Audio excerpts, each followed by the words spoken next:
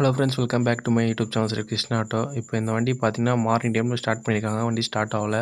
இது வந்து செக் பண்ணால் பார்த்தீங்கன்னா பேட்ரி ஒரு செல்லு வந்து போயிருக்குது.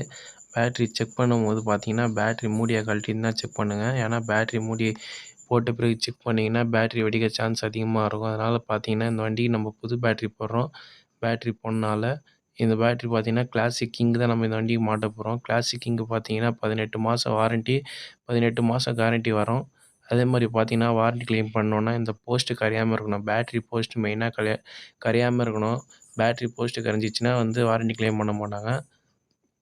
இப்போ பார்த்தீங்கன்னா புது பேட்ரி வந்து இந்த அன்றைக்கி நம்ம மாட்ட போகிறோம். ரெண்டுமே பார்த்தீங்கன்னா இங்கே தான் அன்பாக்சிங் டிரைவர் முன்னாடியே பார்த்தீங்கன்னா அன்பாக்சிங் பண்ண பிறகு இதை நம்ம வண்டிக்கு மாட்டுறோம். வண்டியில் மாட்டின பிறகு வந்து வண்டி ஸ்டார்ட் பண்ணி காமிக்கிறோம்.